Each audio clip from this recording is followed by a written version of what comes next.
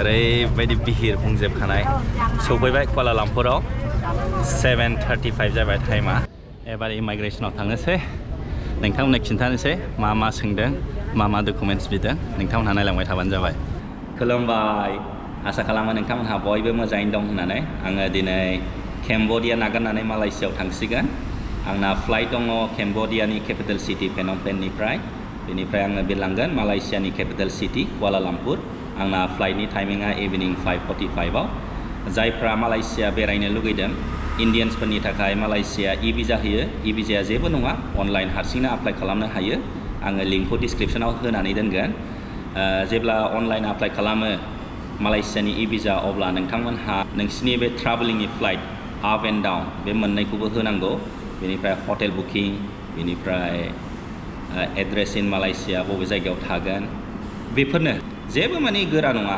इजिलि हारसिङैनो माने रेजिस्टार खालामनो हायो अनलाइनाव इ-भिजा फार्स्ट माने इमेल आइडि होनानै रेजिस्ट्रेसन खालामनांगौ बेनिफ्राय फर्म फिलआप खालामनांगौ बेनिफ्राय नोंनि पासपर्ट फट' आपल'ड खालामनांगौ बेनिफ्राय बेनोसै नोंनि पासपर्टनि इनफरमेसन बेनिफ्राय पासपर्ट कपिखौबो फ्रन्ट कपिखौ माने स्केन खालामनानै आपल'ड खालामनांगौ जेबो नङा भिजा फिया आंखौ लादोंमोन जेब्ला आं एप्लाइ खालामदोंमोन 156 रिंगेट आङो दा दसे थानानै आंनि हस्टेलनिफ्राय आङो फेनम पेन एयारपर्टआव थांसिगोन बेनिफ्राय इमिग्रेशनफ्राव मा प्रब्लेम जागोन एयारलाइन्सफ्रा आंनाव मा डकुमेन्ट्स बिदों गासिबो माने आंनि बे जार्निनि एक्सपिरियेन्सफोरखौ आं नोंथांमोननो शेयार खालामगोन नोंथांमोनहा नायलांबाय थाबानो जाबाय अट' रिक्सा बुक खालामबाय अट' रिक्साया टुकटुकनिफ्राय दाम खमसिन दा एयारपर्टआव थांनो नागिरबाय 2 घन्टानिबो बारा जिरायनांबाय आंना एयारलाइना लानमे एयारलाइन फार्स्ट टाइम खोनाफेरदों दिनै फार्स्ट टाइम गाखोगोन आं बे एयारलाइनजों काउन्टाराव थांबासो मिन्थिगोन बिसोर आंनाव मा डकुमेन्ट्स बिगोन जेब्ला आङो बर्डिं पासखौ मोनगोन अब्ला मा डकुमेन्ट्स आंनाव बिया आङो नोंथांमोननो खिन्थानानै होनोसै नोंथांमोनहा नायलांबाय थाबानो जाबाय बर्डिं पासखौ मोनबाय नै बांद्राय प्रब्लेम खालामासै बेनो आंनाव सोंदों माइ सेजातारा एप जुदि मालयसियाव थांनोबा मोनसे एप दं माइ सेजेतारा बेखौ माने फिलआप खालामनांगौ एडभान्स माने नोंनि ट्राभेलिं इनफरमेसन मा फ्लाइटजों फैगोन माला आराइभेल जागोन मा एयारपर्टआव नोंनि माने एड्रेस इन मालयसिया बेनो आरो माने नोंनि डिटेल इनफरमेसनखौ माने एडभान्स एपआव फिलआप खालामनांगौ माने माइ सेजेतारा एपनि इनफरमेसन बेनिफ्राय इ-भिजा बेनिफ्राय return flight ticket from Malaysia बेनोसै आरो दा ओरैबायदि गिदिर जाबाय नै आहा मोनगौबाय दा इमिग्रेशननि थाखाय थांसै आं नोंथांमोननो खिन्थानोसै इमिग्रेशनाव मा आंखौ सोंगोन बा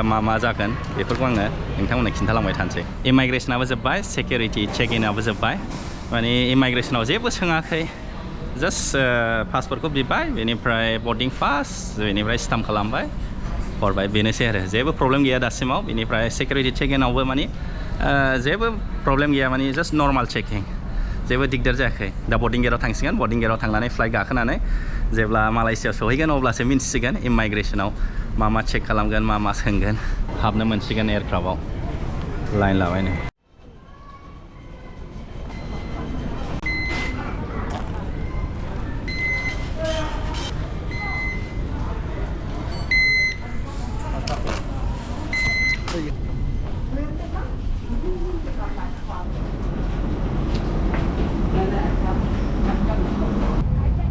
सिङाव जिरायबाय खोरखि सेर मोनदों नै माने भिउसखौ इन्जय खालामनो हासिगोन ओरैबायदि बिहिर ना सिरा ओरैबायदि फिसा कन्ट्रास्टेड थुम उफाय गैया दाम खमनि ना 2 घन्टा लागोन फेनम पेननिफ्राय कुआला लामपुरसिम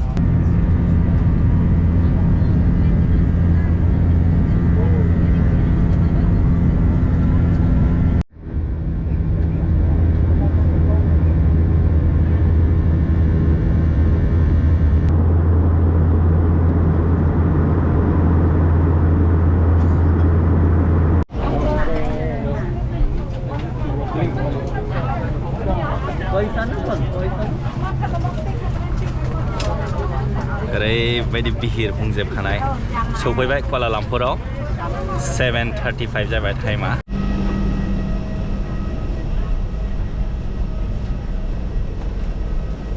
एबार इमिग्रेशनाव थांनोसै नोंथांमोननो खिन्थानोसै मा सोंदों मा डकुमेन्ट्स बिदों नोंथांमोनहा नायलांबाय थाबानो जाबाय इमिग्रेशना क्लियार जाबाय इमिग्रेशन अफिसारा आंनाव सोंदों मानि थाखाय फैदों आं बुंदों हलिडेनि थाखाय बेनिफ्राय बेसे गोबाव थागोन आं होनदों around 27 days थागोन बेनिफ्राय आंनाव सोंदों हटेल बुकिंस दंना गैया होननानै आङो हटेल बुकिंसखौ देखायबाय बेनिफ्राय रिटार्न फ्लाइट टिकेटखौबो सोंदों दंना गैया होननानै आं खिन्थाबाय दङ आङो बालियाव थांगोन होननानै बेनिफ्राय आंनाव सोंबावबाय बबे जायगानिफ्राय फैया होननानै आं बुंबाय पेनम पेननिफ्राय केम्बोडियानिफ्राय फ्लाइट टिकेटआ बोरो होननानै सोंबाय बेनिफ्राय आङो होबाय बेनि थाखायनो मानि फ्लाइट टिकेटफोरखौ गारनाङा जेब्लाखि माने इमाइग्रेसना जोबा आङो दा बिराद खुसि जाबाय माने बिराद भेरि लाइट मोनबाय आरो आं दा एयारपर्टनिफ्राय बाहेरायाव थांगासिनो दङ एटिएमखौ मोनबाय एसे फैसा बख'नोसै फैसाखौ बख'खांबाय दा सिम कार्ड नांगौ सिम कार्डखौ बायग्रोनोसै सिम कार्डखौबो लाखांबाय 48 रिंगिटनि 1 monthनि validity unlimited calls and internet जाहैदों टेनसन गैला वाइफाइ मोनाब्लाबो एयारपर्टनिफ्राय कुआलालामपुर सेन्ट्रेलाव थांग्रा बासनि टिकेट लाबाय बिराद गोजान जाहैदों कुआलालामपुर सेन्ट्रेलसिम एयारपर्टआ दा नै टिकेटखौ लाबाय आङो 15 रिंगिट लादों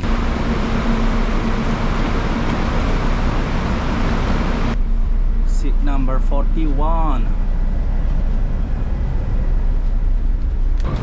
इन्टारनेशनेल एयारपर्टनिफ्राय माने रेगुलार बास दङ माने प्रब्लेम गैया खमावनो सफैनो हायो टेक्सि लानांगौबाथ' बा ओरैबायदि दाम लागौमोन मेट्र' फैबाय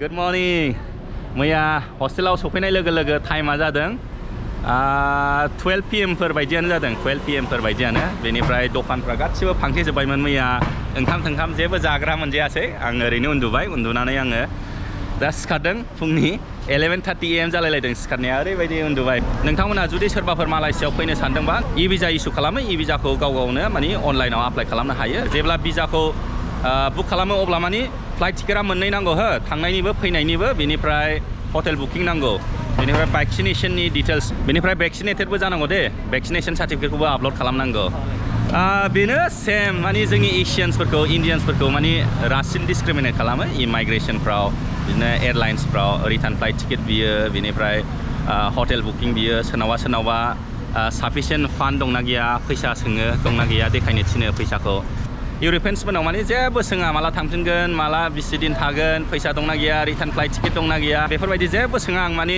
जेसेबांखि माने इउर'पियान आमेरिकानफोर लोगो मोन्दों आं बिसिनाव सोङो जोंहा दा इन्डियान्सफ्रा बेनो आरो डिसक्रिमिनेटेड Yeah, I want a rice then maybe I will eat just one type of curry which one is spicy? This one spicy? Yeah, I will eat that, that's enough. You Malaysian or Indian? I am Indian Malaysian. Huh? India Malaysian. Indian, Malaysian. Okay, Tamil Malaysian. Okay. Then I will have just one, that spicy one. Yes. Yeah. Yeah, give me. Listen. Put little gravy if it is there. Wait inside. This one, this is. Oh, this better.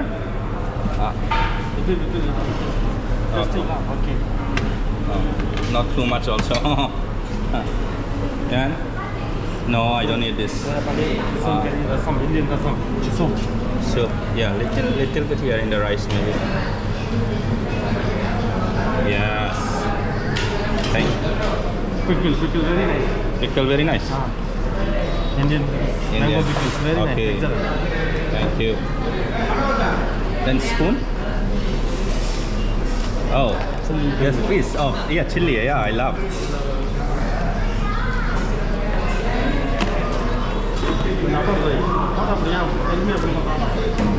Do you have spoon? Oh, papper. Yeah.